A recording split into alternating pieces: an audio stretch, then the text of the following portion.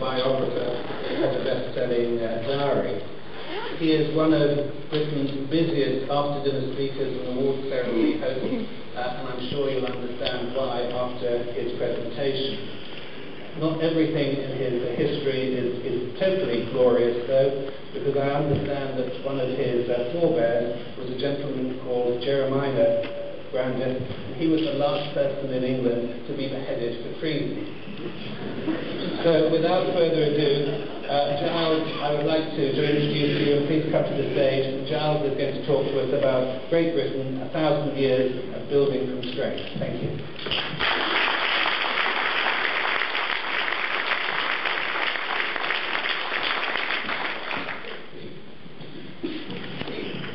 Good morning, ladies and gentlemen. What an exciting start to the day. I mean, I saw the Beijing Olympics. I saw the opening ceremony. It paled into insignificance compared with what David, Andrew, and the team have done for us this morning. Quite extraordinary. Congratulations to them. Yes, well done. And you ought to know that everybody you saw there is a staff member of Forward Class White. I'm excited to be here today. Wonderful to see that dancing. I was brought up on an old English adage that said, in this life you should try everything once, except for incest and folk dancing. No need to laugh about incest unless you've met my sister. At least this morning we've already had the folk dancing, so you can be sure I won't be offering you that. If you are wondering why I am here, then already we have something in common. I'm here today to steady your nerves before we get on with the business of the annual meeting. And nerves may need to be steadied because we live in turbulent times. I hope none of you have read this morning's newspapers or heard the news from the United States of America. It's all a little bit worrying.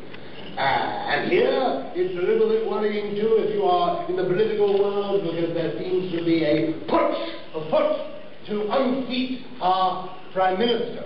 All this is quite disturbing. But I'm here to put it in context, because as you see, I am to talk about Great Britain, 1,000 years of building from strength. So whatever happens to the stock market over the next 48 hours, or indeed 48 weeks, or whatever happens to our Prime Minister Gordon Brown over the next 6 days, or indeed the next 6 weeks, let us put it in context of 1,000 years. I'm excited to be here, honoured to be here, privileged to be here. I have been in this room before. I first came into this room more than 50 years ago as a little boy. I remember the occasion vividly. It was a charity matinee that my parents brought me to, a performance. There was a stage here, and it wasn't a musical entertainment, it was a short play. And starring in this play was a great English actor called Sir Donald Wolfe. And I was brought to see this because my parents were on the committee of the charity that was organising this gala event. And I remember the day so vividly because we weren't sitting at round tables as you are. We were sitting in rows as though we were at the theatre. And on this stage came this great actor, Sir Donald Wolfe. He was an old-fashioned actor. He had a wonderful voice and a presence that you noticed. And he was playing in a Victorian melodrama. He was famous for his work in Shakespeare, but this was a charity matinee, just a one-act play, a Victorian melodrama in which he played the part of a cruel father who at the climax of the drama was to be murdered by his son, stabbed to death. But don't ask me why my parents brought me to see this. My mother was just very keen on the idea, but I remember it so well because Sir Donald came on at the climax of the play, giving this wonderfully melodramatic performance downstage here. I was sitting quite near the front, and he really was quite frightening. He had this wonderful voice. And the young man who was playing his son came on to murder Sir Donald. And he came onto the stage, and you could see him going immediately for his dad. but clearly he had forgotten his dagger.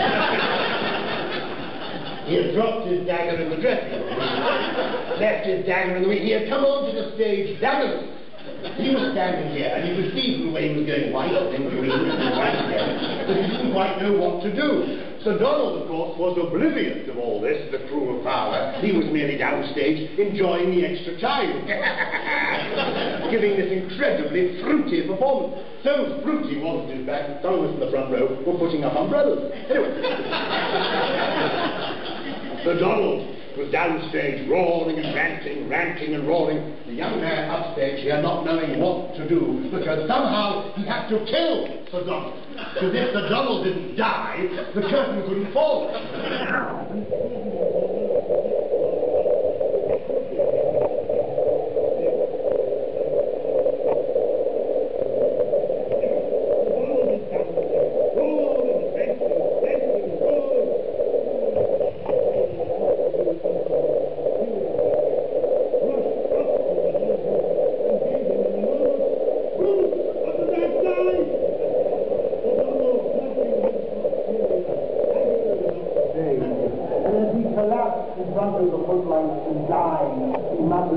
That boot, it was poisoned.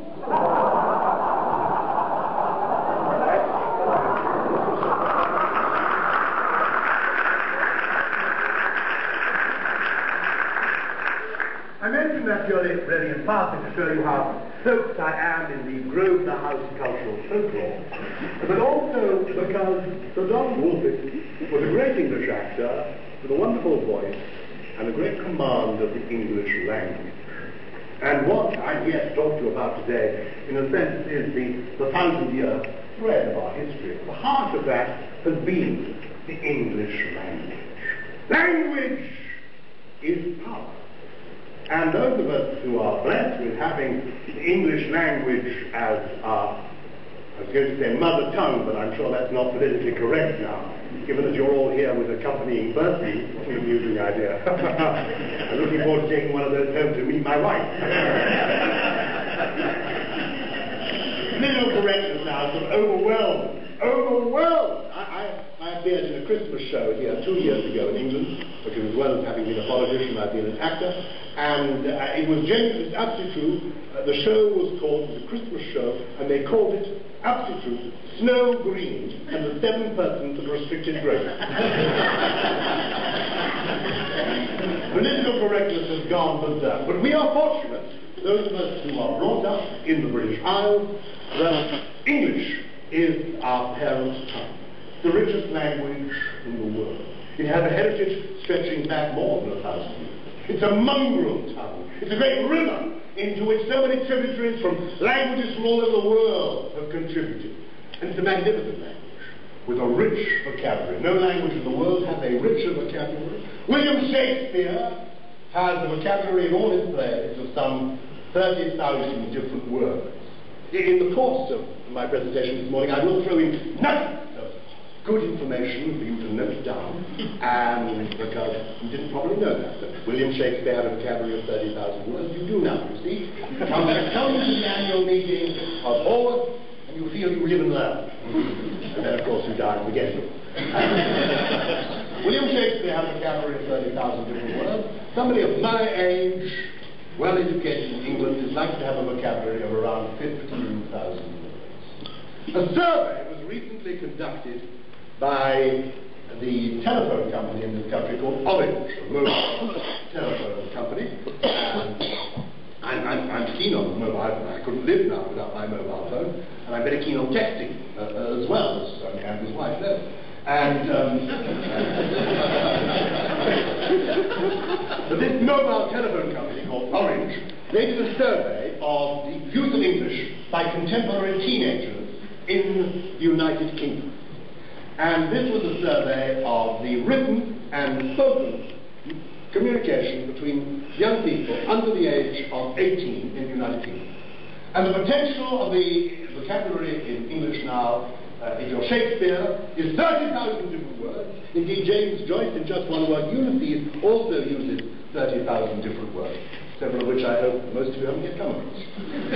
Shakespeare, 30,000, I'm likely to have about 15,000, and this survey of the English language used by contemporary teenagers in the United Kingdom showed that the average teenager in Britain today uses a vocabulary of fewer than, wait for it, 500 words.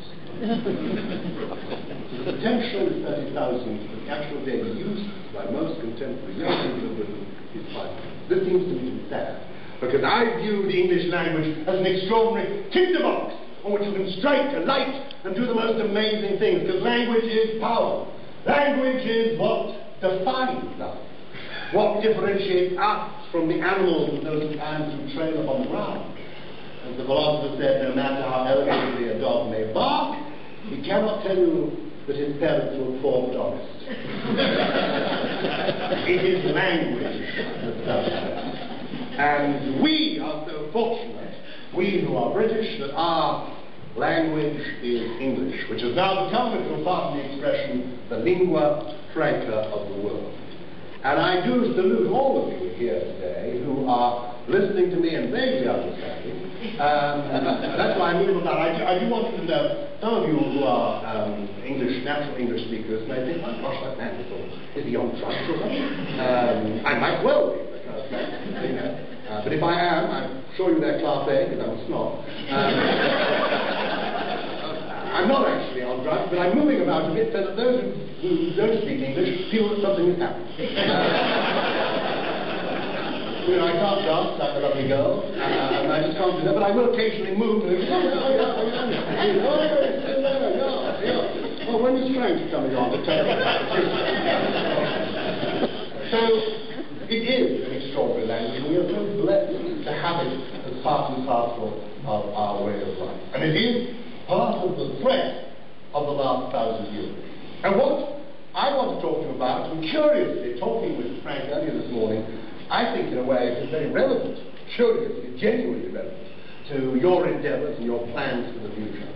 I want to talk a little bit about the heritage of this country, and the golden thread that has bound us together, one of which is the English language. One of the reasons this tiny island is still of some significance in the world is that it is our language that you are very courteously speaking in business nowadays. All over the world, people are speaking the language of Shakespeare. It is the same language that Shakespeare used so masterfully 600 years ago. It is at the heart of what is the brand of Britain. But as old as the English language is what I see as the golden thread to our history. And that is our monarchy. And curiously, over the next few days, as you go about, wherever you go, I know some of you are going to Guildhall, others will be going to the House of Lords, wherever you go, as you go into the streets, wherever you go to the parks, wherever you go, some of you go to Windsor, some of you go to Hampton Court, everywhere you go, you will see reflections of the past 1,000 years of this country. And they will almost invariably be exemplified by some figure from our royal heritage. And when I say a golden thread, it is a thread that has only once been broken. The present Queen, Queen Elizabeth II, of whom I've written a biography, and who I know a little, as I will be explaining to you, the present Queen is descended directly from somebody called King Turnix, who was king of part of this country back in the year when he died in 526. And this person, our present Queen, is directly descended, down, directly, a linear descent from this character. The first king of all the English is probably a character called King Edgar. And in order to show you, I just wanted to know how Andrew and the team who've organised this really do care for you. They're going to be some visual aids. So let's have a picture of King Edgar. Oh, look, there he is! I don't know if you need to have this annual meeting. You're already so beautifully in touch with one another. This is King Edgar. Now, this is the first king of all the English. He was actually called the King of the East Angles, King Edgar. 959, more than 1,000 years ago, we have had a monarchy for this country for 1,000 years. And I assure you, what I want really to ask you to do over the next few days, as you waddle about, as you go down the street, you might go down Regent Street, just reflect on the fact, oh, Regent Street, that's named after the Prince Regent, who became one of our kings. Indeed, who was the Prince Regent during the madness of one of our kings. And everywhere you go, you will find, as it were, our royal heritage is part and parcel of our story.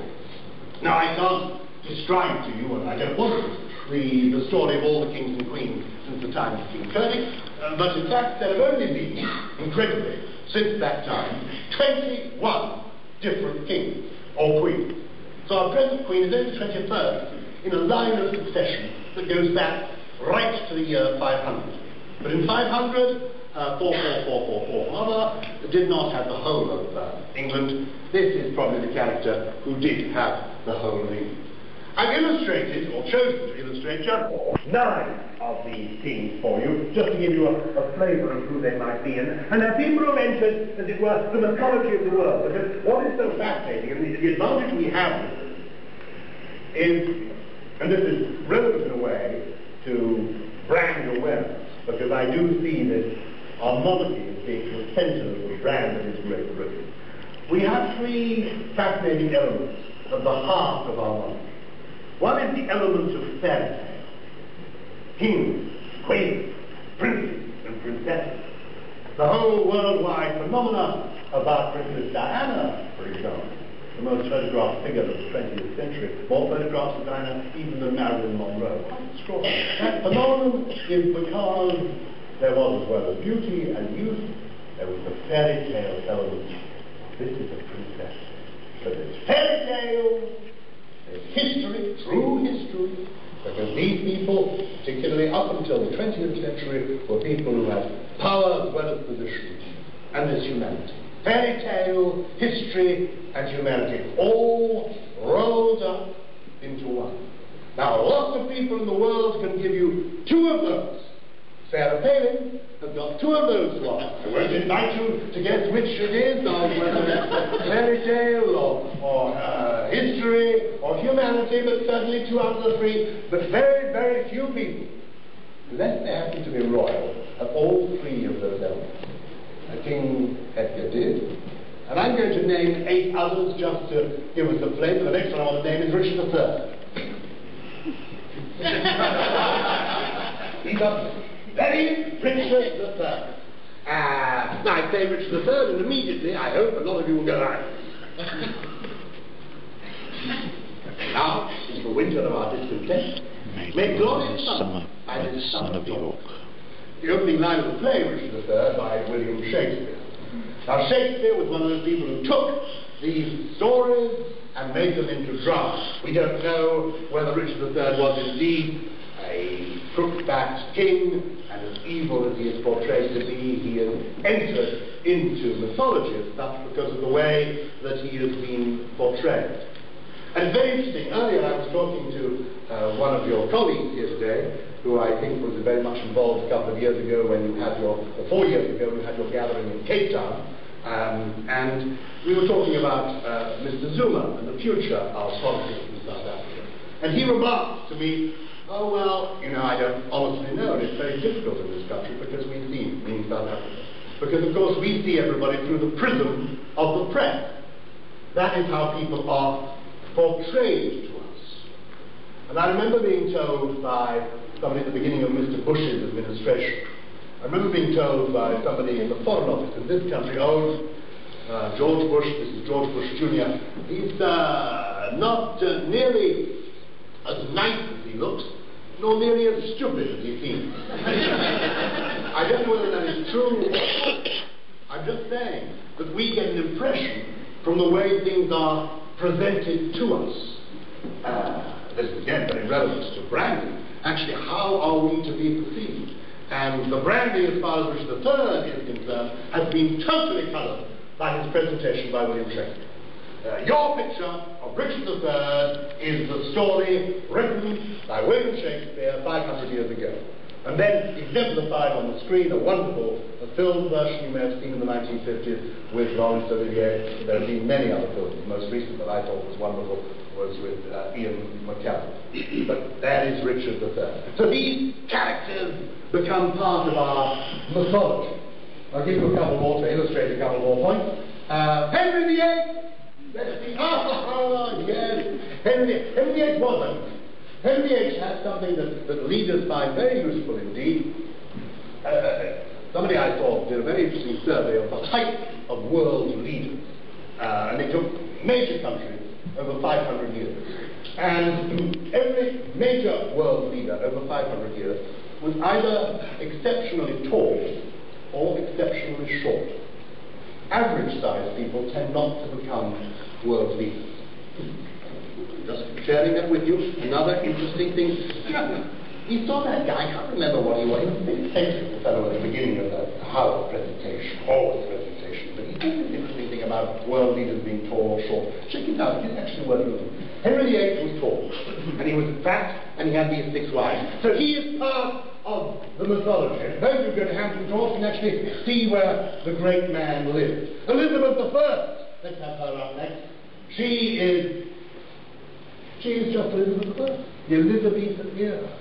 It is extraordinary to me that the people who speak, and all of you who come here, I know there are people here from 63 different countries. One of the reasons that you know at all about our country is to do with all this. This is what you know of our country. And if you don't know this of our country, you know things related to this. You know about guards, beefeaters, and their hats and their uniforms. This is what you know about. You know about the red buff. Red because it is indeed the colour of the guardsman's tunic. Originally it was to be, the buses and indeed the letterboxes were to be green. But Queen Victoria felt that they should be brighter than that, and they became red. All of it is related to these people, this story. Elizabeth I. If you know anything about our country, it's because of these people. They're central to our story. My favourite story about Queen Elizabeth I, told by John Aubrey. There was a wonderful old gentleman, the Earl of, I think it was Northampton, I think it was the Earl of Northampton, who went to pay obeisance to Elizabeth I. And as you know, I don't know if any of you joined this meeting are going to be able to meet the Queen. I don't know if you fixed that.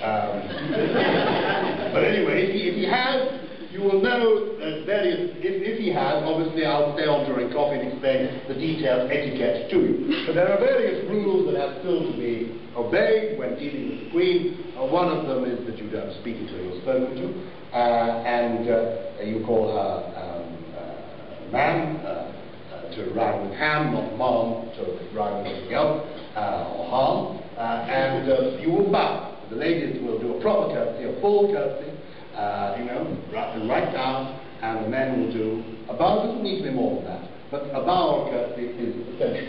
But in Elizabeth I's time, the men were supposed to do a proper bow. And the Earl of Northumberland, this is a story told by John Aubrey, who kept a diary and wrote a wonderful book called Brief Lives, which I do recommend. This Earl of Northumberland came to see Elizabeth I, and as he bowed, unfortunately, having eaten his breakfast too rapidly, he broke wind. This was humiliating. It would be humiliating even today, even in this unconventional world where we all come with named unpossessed persons as our partners and friends. Even in this extraordinary modern world where nobody wears a tie, where we call kings and queens by their first name, it would still be embarrassing if from the moment that you did your courtesy before the Queen, you broke wind. You would feel, in fact, the Earl of Northumberland was humbled, humiliated. He didn't know what to do. He retreated. Still breaking wind, unfortunately. Out of the royal presence, out into the street, and he literally, this is absolutely true, travelled the world for 7 years. He came back to England, he arrived at court, he went to meet the Queen. 7 years he'd been out of the country, travelling the world. And the Queen greeted him with the word, "Ah, my Lord Northumberland, we have forgot the farce. I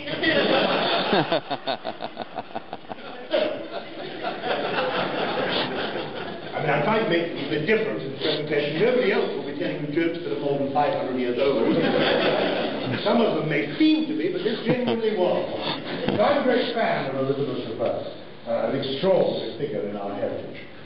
Before we go on to the next character, I did mention, didn't I, that there has only been one break in this thread. And it is worth sharing this with you, because somehow people often think that, and I like to remind people in this country, that we have had this sort of very peaceful history. And on the whole, we have, in the sense that we have been a fairly unified country for a long time, and have had stability as a consequence. We've had the monarchy as this golden thread. But it has been broken. We have had a dictator, we have had a revolution, and it occurred when Oliver Cromwell became the head of our country and the Lord Protector. Oliver Cromwell died 350 years ago last week. And to some people in the United Kingdom, he is a monster, a cruel dictator. People from Ireland particularly feel that. People who are Catholic, who are Protestant, and people do say that there were examples of literally genocide on the part of his troops in Ireland. Some people see him as a cruel dictator and a brute. Others see him as a champion of parliamentary democracy and a hero for freedom. What is true about Oliver Cromwell, and the reason he's an important figure in our history, is that it was he who established the principle of the sovereignty of Parliament.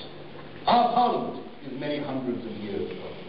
And what I'm going to try to finish this morning by doing is explain to you the balance that we have in this country between Parliament and monarchy. Oliver Cromwell, 350 years ago, died.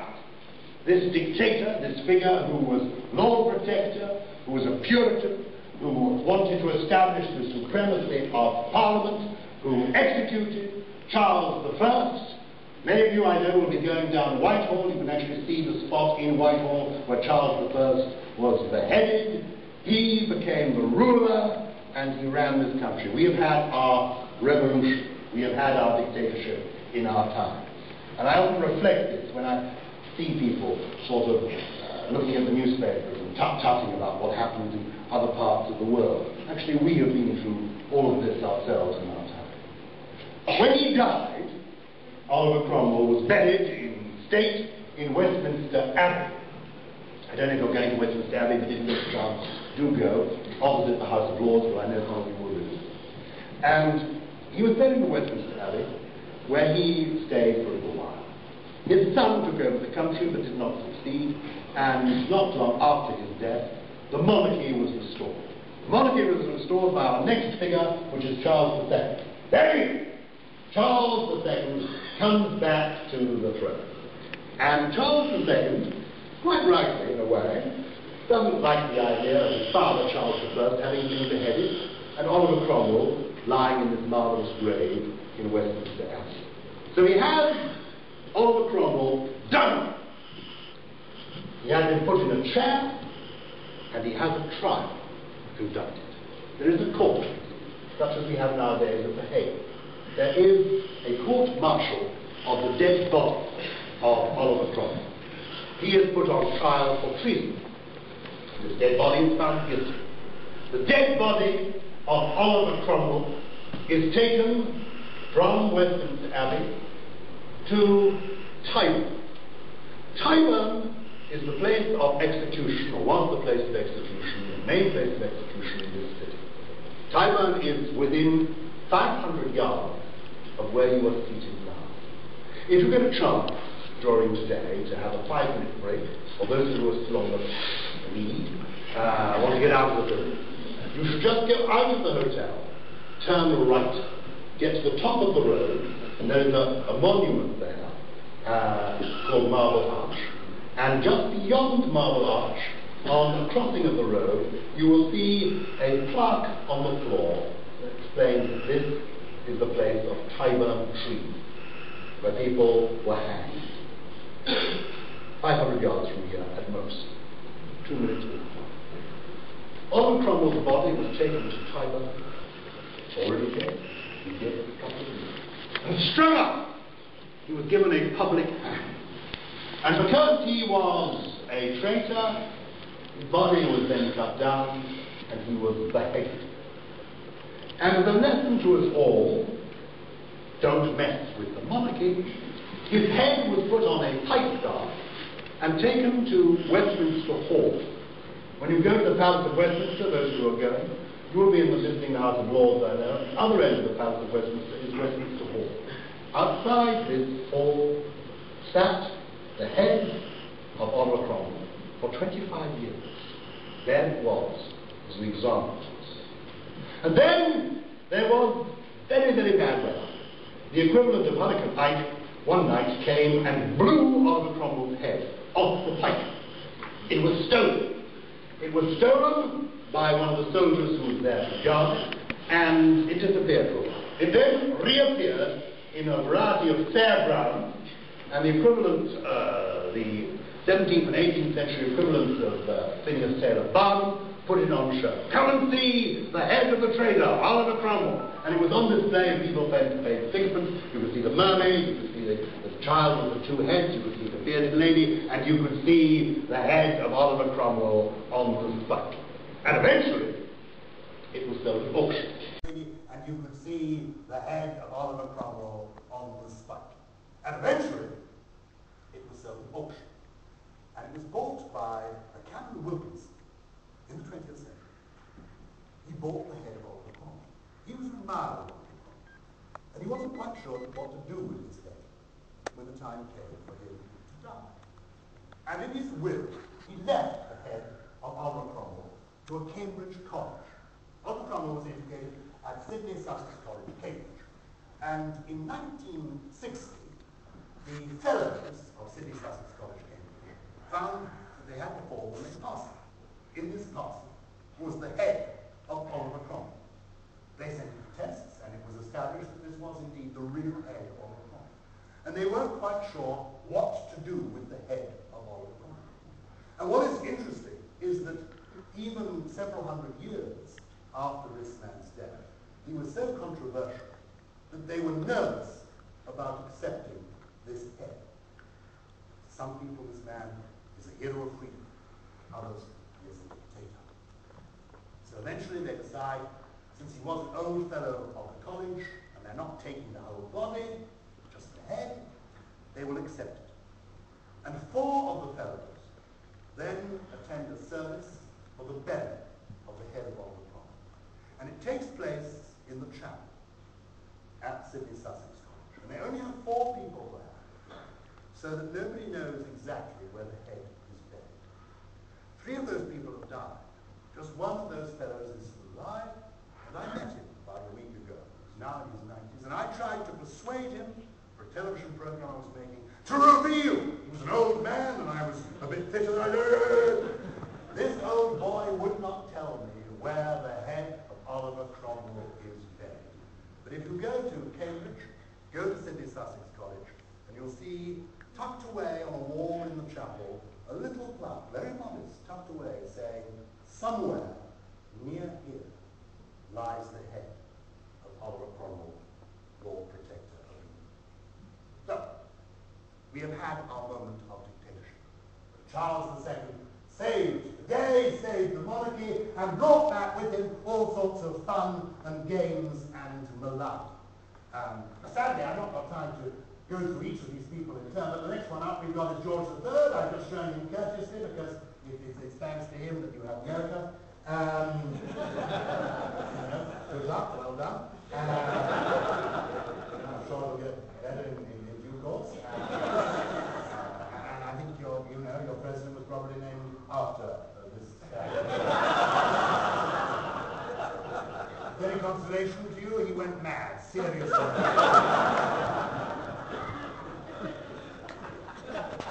Our longest reigning monarch was the next one, Queen Victoria. And almost everything, what is wonderful about Queen Victoria, everything you see in London today really is Queen Victoria's London. It's all still there. Everywhere, every railway station you go to, every part of London you see, the letterboxes, everything you see in London is Queen Victoria's London. Some of you, I think, will be going past Buckingham Palace to see a statue like that. Everywhere you go, there are touches of Queen Victoria. It is wonderful. All the old hotels of London are redolent of the great Victorian age. It was the age of confidence in this country. It was the age of empire. Queen Victoria was a remarkable woman, clearly, but she liked to be flattered, and as one of our prime ministers, Mr. Disraeli, said, you know, when it comes to royalty, flattery is what they like most of all. Lay it on sharp. And she wanted to be, she liked being queen, but she thought it would be fun to be an empress. Empire. And so it was for Queen Victoria the idea of making India part of the empire and calling her the Empress of India came along. She never went to India herself, though she had an Indian servant who she much loved, and she enjoyed eating Indian food. But everything we have in this country, all the Indian restaurants, etc., everything we have dates back to Queen Victoria. All of that is still here. It's extraordinary. I've been writing a series of murder mysteries featuring Oscar Wilde. And this came about because I happened to read the autobiography of Arthur Conan Doyle, who created Sherlock Holmes, and I discovered Oscar Wilde and Arthur Conan Doyle were friends. And I read this, and then I went to the hotel, the Langham Hotel, not far from here, where they first met. It's still there. All of this still exists. We're in Park Lane now. You go down Park Lane, turn left. There is a pub in Dover Street, not far from here, perhaps 5-minute walk, where a table, a century, 110 years, 112 years ago, there was a dinner. I was just looking up things that happened on the 15th of September, and I saw that a dinner happened on the 15th of September, 1891, I think it was, in Dover Street, 100 yards from where it was, 500 yards, a mile closer from where we are now. A dinner in a building that's still there. And at this dinner sat, around the table, Oscar Wilde, who created, Oscar Wilde. Next to him, Arthur Conan Doyle, who created Sherlock Holmes. Next to him, Willie Horner, who was the brother-in-law of Conan Doyle and created Raffles, the gentleman cracksman. This is just one dinner, 6 people having to have dinner. Next to him sat Robert Louis Stevenson, who created Dr. Jekyll and Mr. Hyde. Next to him sat Bram Stoker. Bram Stoker worked for an actor called Henry Irving and ran a theatre called the Lyceum Theatre. The theatre still exists. It's now showing The Lion King. But he, Bram Stoker, created Dracula. So we have these people, Oscar Wilde, Arthur Conan Doyle, Willie Horner, Robert Louis Stevenson, Bram Stoker, and then the 6th member of the party was the young J.M. Barrie, the person who created Peter Pan. Just 6 men at dinner in a restaurant that you could go to today. They did this in 1891. Victorian England is all around you. And what is so exciting, I think, about coming to this country is you can actually go to the places, touch the things, almost meet the people who were there. The smell of the London fog is still with us. I do miss it, as Oscar Wilde said, what the Impressionists did for Paris, the London fog does for London. I don't miss the way it's been. Queen Victoria was a great and a good woman, and she was, in a sense, the last of our executive monarchs. She had a son who is a notorious character, Edward VII. There he is, a large man. And he actually had some impact. I mean, obviously he's famous for his mystery. You can go, for example, if you find yourselves in Knightsbridge, go to the Cadogan Hotel, the hotel in which Oscar Wilde was arrested. Part of that hotel was once the house of Lily Langtry. It is still exactly as it was. The staircase is the same. Lily Langtry was one of his mistresses. It is all here. Everything we do and see somehow touches this thread. It's something that unifies us, that enables us to be part of our Britishness, is being part of this extraordinary story. This man had many mistresses and a long-suffering wife, and Lily Langtry, Jersey Lily, an actress from the Channel Islands, was one of them. She had a house in Knightsbridge, not far from here. But he, in large measure, was the personal author of the called Gyles between England and France at the beginning of the 20th century. But his mother and he were really the last of the executive monarchs. We'll come now to our present queen. And there she is, oh bless her, and a good woman, and I'm a great fan of the Queen, as you can imagine. I think the reason for our strength as a country, and this is, in a way, relevant to the message, what we're all doing here with building Cromwell and creating a brand, is adaptability. I think the reason that we've had 1,000 years of this institution is that it has adapted. The reason that we have a revolution was that Charles I was not ready to adapt and was forced into it, most brutally, he lost his head. But since then, the monarchy has accepted the supremacy of Parliament, and though the Queen is the head of state, it is through Parliament that she rules. And the Queen has been our Queen since 1952, and will eventually, I think, because she is in good health, become our longest reigning monarch. She's a fascinating character. I've had the privilege of meeting her on a number of occasions. I wrote a book on it. There's something very curious. When you meet the Queen, you will find there is a kind of invisible moat around Her Majesty. Nobody is entirely normal with the Queen of England. As somebody once said, meeting royalty is exciting, but it's awkward. Meeting royalty, when they leave the room, it's rather a relief. It's like getting a pip out of your tooth. Because there is something extraordinary about the Queen, because you know, when you meet the Queen, that you are meeting somebody who literally is the lineal descendant of somebody who was the king in the year 500. 1,500 years later, the descendant is still here. And the reason that she is still here is extraordinary adaptability. The Queen and her husband, let me just get this phrase right, her accompanying person, he's called the Duke of Edinburgh, Prince Philip. He's a very interesting character. He's now 87. He's a remarkable man. He's had a remarkable life. People know very little about Prince Philip. Duke of Edinburgh, he was born in 1921. He was the grandson of the King of Greece. His grandfather was assassinated. Prince Philip's own father, on the year of his birth, was put on trial, in a show trial. Prince Philip and his family escaped from Greece to France. Before Prince Philip was 10, he had 4 older sisters and his parents. The whole family split up. His father floated down to the south of France to live with a girlfriend. His mother went to a sanatorium, a lunatic asylum, with what we, I think, would now call bipolar disorder, manic depression. His older sisters all got married to different German princes. And Prince Philip, from the age of 10, literally until the day he married Queen Elizabeth, Princess Elizabeth, as she then was, in 1947, had no second home at all. You see visitors' books in the 1930s. You see he's written Philip of Greece, the column which is named, and where it says what is your address, he's put no fixed abode. He had this curious peripatetic childhood without, for several years, he had no communication with his parents. His mother literally did not write him, no Christmas card, no birthday card, no communication of any kind. And yet he never ever talks about this or complains about this. He just does his thing. And he has been the Queen's side since they married in 1947.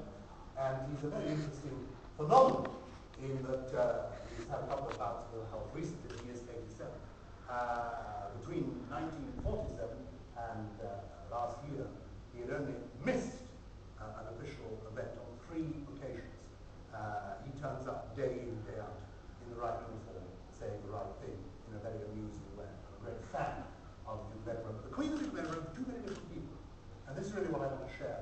He is outgoing, energetic, questioning.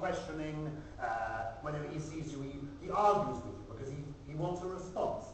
As somebody once said to me, it was about the Queen of Denmark, once said to me that her father advised her when she became queen not to sit back. He said, if you just sit back and let life float over you, you'll be bored.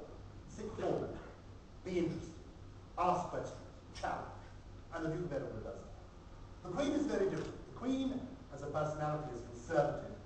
She is passive, she's intelligent, but not intellectual. And she makes it her role in life to walk and to think, and I know this is true, at the pace of slowest person in the kingdom. She sees that as her role. And it is fascinating. People who have covered the Queen on royal tours, and she's been doing this now for nearly 60 years. The Queen, the people say that she's always the same. Always the same. Always the same. And they've been with her to all sorts of countries. Countries, many of them you come from. And nobody's ever seen her out of breath. Nobody's ever seen her sweaty. Nobody's ever even seen her starved. And the reason is she goes at the same pace. Others, there may be fires going on, there may be, hell breaking out. The Queen moves at a steady pace. And she believes that it is her duty to go at the pace of the slowest person in the country. So she reflects so that everyone is keeping up at the same time. And so she is deliberately, it's by instinct as well, her nature is that of a conservative person. But she does that and her husband is thrusting and go-getting. And what is interesting is, I said to, when I was writing this book about her recently, I said to her, what is your philosophy? And she said, well, I don't have the T-shirt, she said, but I believe in the message. I think the phrase is, go with the flow.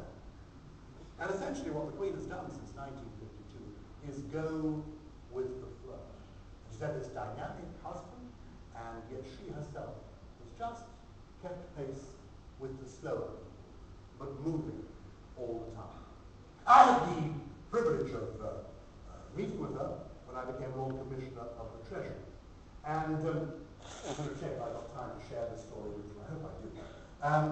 Because she is, when I became, at first, actually this is relevant too. I remember meeting her, given today's events, it's worth mentioning. I remember meeting her at the time of the last recession in 1990. And she'd just been to see John Major, who was then our Prime Minister, very nice man. None of you have met John Major, he's a very nice man. And he was our Prime Minister for 7 years, and he dresses so well. You might have him to one of your annual meetings. John Major dresses so well, and he eats so quickly. Anyway,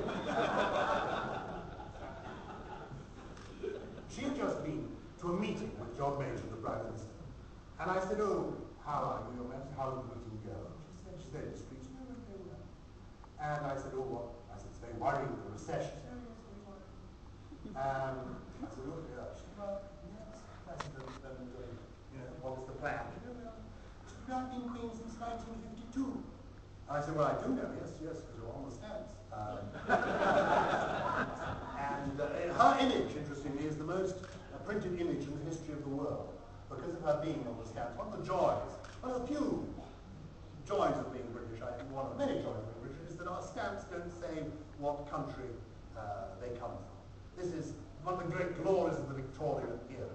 Our stamps are stateless. We just have a picture of the sovereign at the time. From the age of Queen Victoria to Elizabeth II, find a British stamp, it doesn't say United Kingdom, we don't even bother with Team GB, UK, Northern, we don't know! All you need is a portrait of the sovereign, because that is at the heart of our brand. So we have a stamp without the name, no other country in the world. Oh no, the one thing, I know there's 63 countries represented here, but we have got the stamps without names. Yes! I know it doesn't really make much difference now, we're emailing one another, nonetheless. Anyway, the Queen said to me, I've been Queen since 1952, and I said, yes, I do. And she said, since then, I've had 10 Prime Ministers. And we've had one of these recessions every few years. None of my Prime Ministers has known what to do about it.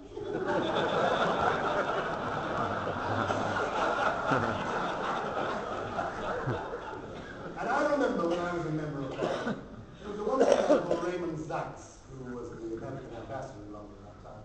And he was one of the most brilliant and wise people I ever met. And I reflected that he went on to become a director of Lehman Brothers. Nobody knows anything. No, fortunately for you, particularly those of you who are in insolvency practice, these are going to be very good times. There's always something for the accountants to do. Yes! Particularly to get the marketing and the branding right. So times are going to be good for you. But the point is, nobody really knows anything. And what we do back is we do have what the poet T.S. Eliot called the security of known relationships. We value certain things because we feel secure with them. One of the reasons, I think, that in America sometimes you have this sort of linear descent when it comes to the presidency, is because it's the security of a known relationship. It's a name you recognize. You feel more comfortable with it. People feel ill at ease with things they don't know. And we are very fortunate in this country that for 1,000 years we have had this monarchy. We know that there will be the sovereign's profile on the stamp. When it's raining, when it's sunny, the Queen plods on.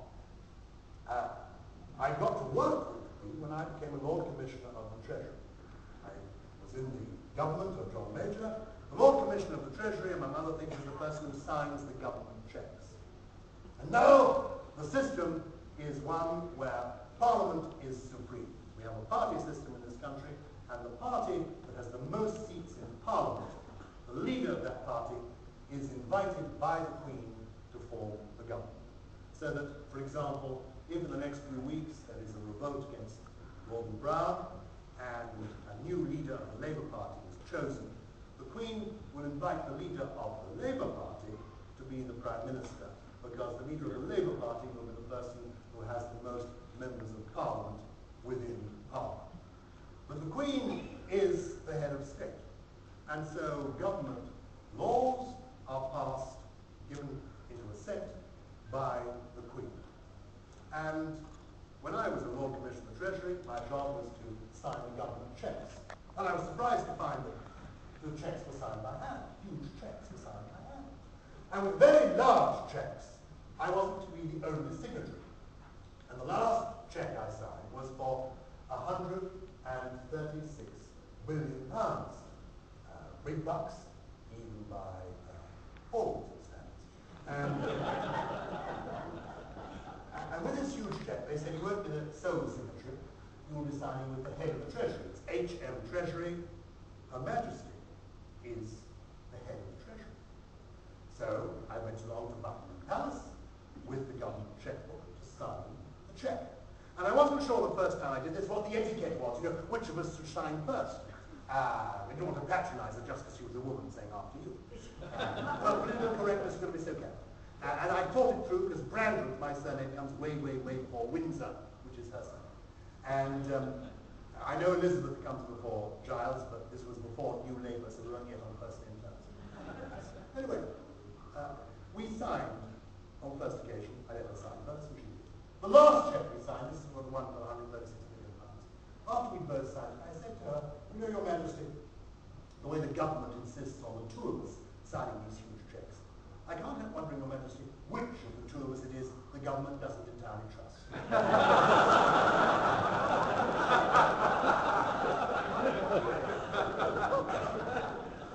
This has been an extraordinary, amusing, and charming war. I think you're wonderful people.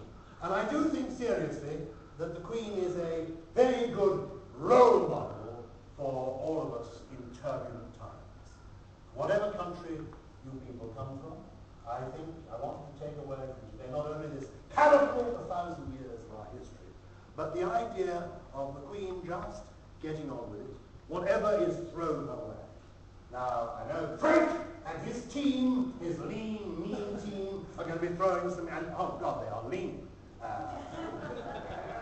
know, they are. They're not mean, the coffee will be quite pleasant for them. But whatever they throw at you, frankly, just take it on board, recognize the value of having a brand, and yet being individuals within it. And remember, the success of the royal family has been entirely on the basis of adaptability over the years, and just keep going on. The Queen does that.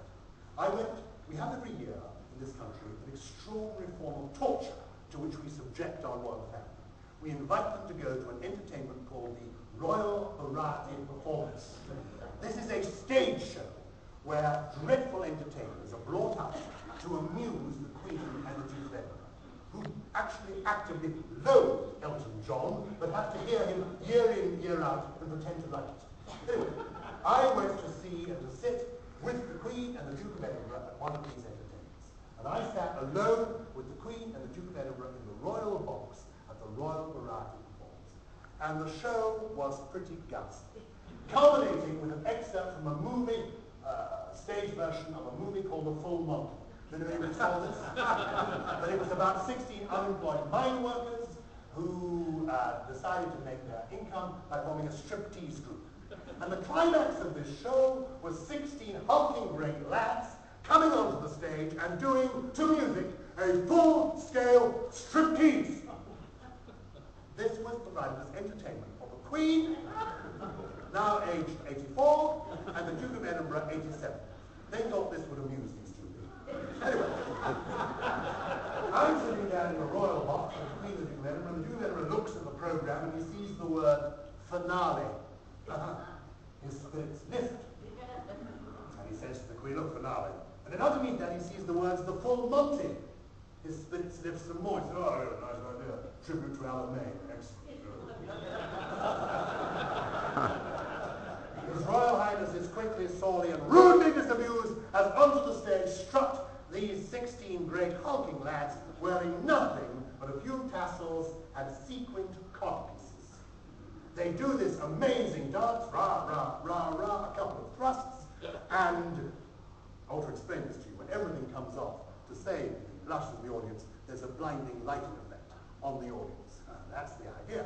Anyway, the lads come on, Duke of Edinburgh and the Queen stare at this. I'm sitting in the royal box with them. On they come, they do the dance, off come the tassels, off come the codpieces. They are naked, naked, naked, ladies and gentlemen. Fortunately, on cue, there is the blinding lighting effect, so that you cannot see a thing if you are seated in the stalls.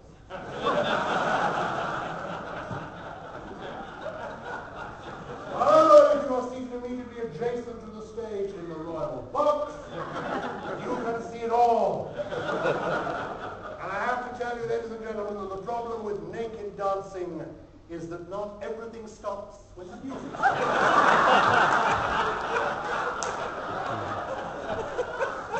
And I also have to tell you, this is my message to Cromwell into the future. I also have to tell you that our sovereign lady, Queen Elizabeth II, gazed at this hideous, jingling, jangling sight without a hair out of place, not a quivering of the brow, not a moistening of the lip. She just gazed fixedly ahead of her. I was ashen-faced, aghast, and trembling. The Duke of Edinburgh leant towards me and said, "You needn't worry. She's been to Papua New Guinea. She's seen it all before." He's a good man. He's the man who said, "Let him see." And then opening the car door for his wife, it's either a new car or a new wife. I'm going to end, if I may, with a little poem. I think this is an extraordinary organisation. I do think you're wonderful. I very much congratulate the two brothers who back in 1915 conceived the company. And that's not a good day for brothers today, but nonetheless, they did a good job. And it's brilliant. And I think the way that you've been going these last few years is sensational. I love the idea of the new brand. I know it's going to work. I love the idea, too, if I may say so, of people from, I know that you actually have members in 100 different countries. I know how international you are. 63 countries I know represented you. And I think it's marvellous that you come here. Of course, you come here for a business partner. And of course, David and Andrew have organised a marvellous occasion. But also, I think you come, as well as to hear what Frank and the team have set up for you in that little office in New York. You also come because it's good to meet one another. And I think it's more and more good to meet with one another when we live in this electronic age. Actually, to come to a place, to actually come face to face with people, makes all the difference. Because if you know someone, like someone, you can trust someone, and do business with them in a way that you can't simply dealing with them electronically or on paper. So I think that this gathering is an amazing idea. It's a wonderful idea. And I think what's at the heart of it is friendship. So if I may, I'm going to end with a 4-line English poem by a writer called Hilaire Bell. And it's my little dedication to you. So I hope you enjoy your next few days here. Amazing things have been set up for you. How they stimulate you in fun. 4 lines by Hilaire Bell. From quiet homes and first beginning, out to the undiscovered ends, there's nothing worth the wear of women but laughter and the love of friends. Thank you for your laughter. Here's the friendship that's the heart of this.